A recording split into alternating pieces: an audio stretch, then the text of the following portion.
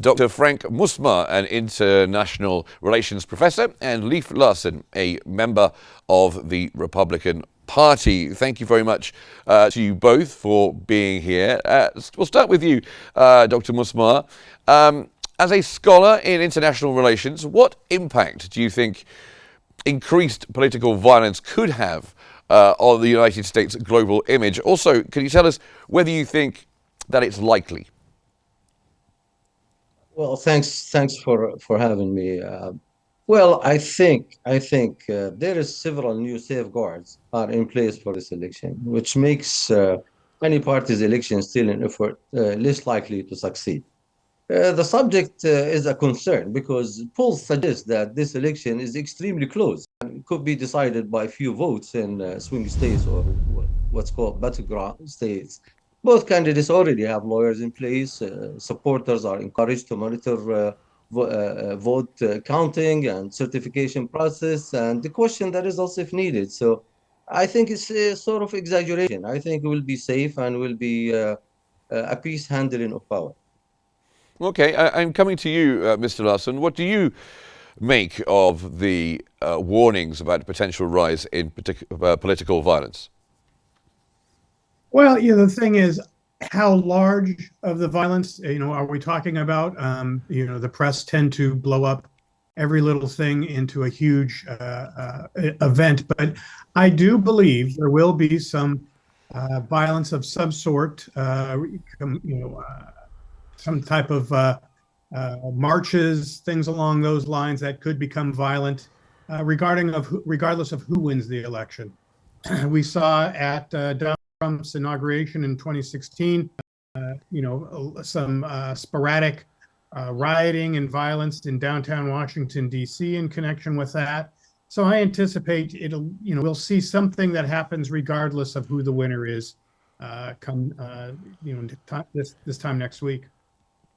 I think it's fair to say, though, that the main worry for many people in the United States is if Donald Trump loses and it's close, and then of course he's been already saying that there's been cheating going on and there's lots of rumors online, and it does look like it's more the Trump supporters that people are worried about. What do you say to that, Mr. Larson?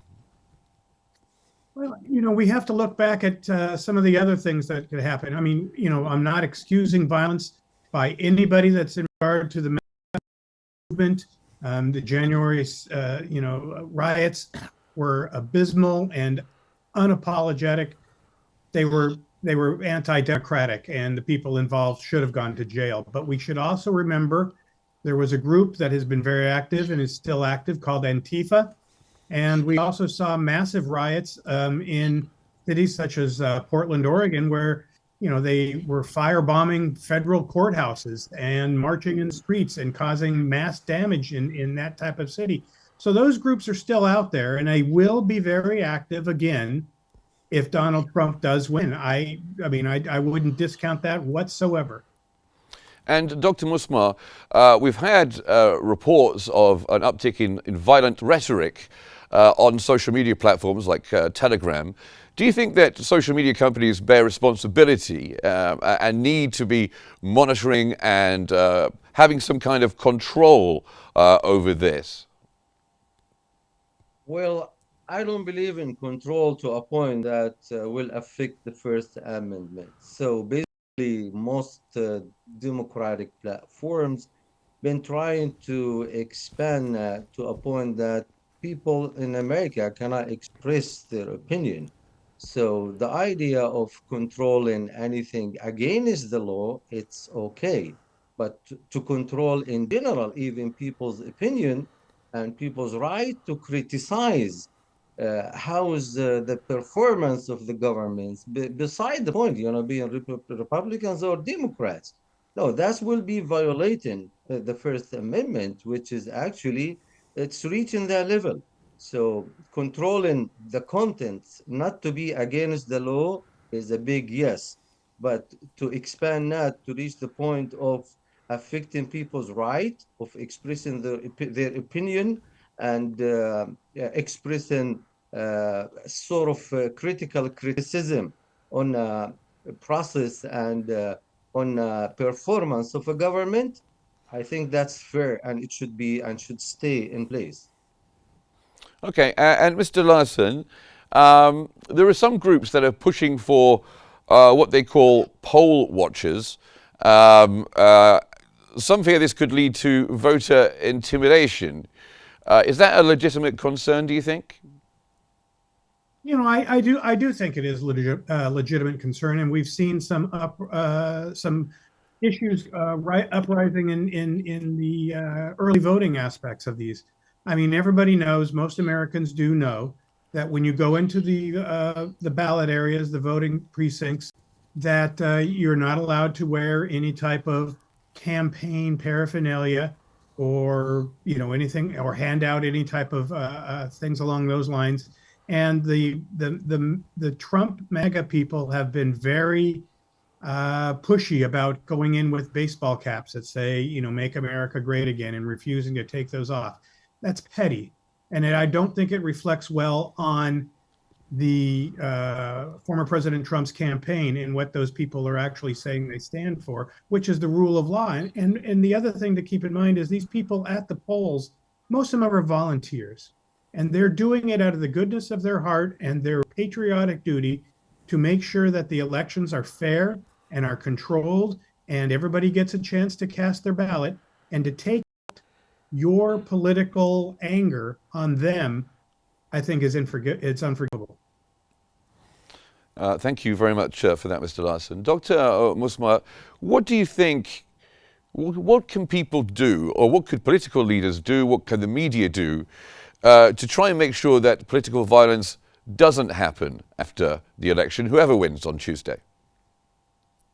Well, as I told you before, everyone has the right to express his opinion in a social media, but as we said, within the umbrella of law, and exactly like what your guest said, without intimidation, without affecting people's rights of expressing their opinion. My freedom stop when your freedom start.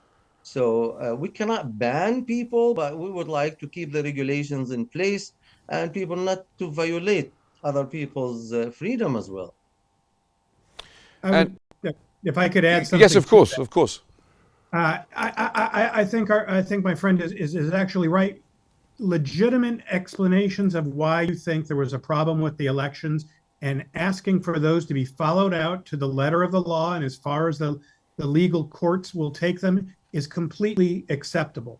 What we cannot have, and what I believe social media should report to the authorities, is when people start to say things like, "Let us meet on X day just outside of the state house where they're going to be counting the votes.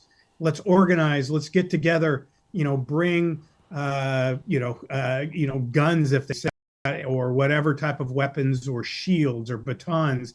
When those things start to be planned out that look to be calls for violence, I think that's when social media should let the law enforcement know to monitor those channels to make sure that the violence doesn't occur. Because I'm very much afraid that we will see some level of violence around the nation after the election, and as the different states get ready to,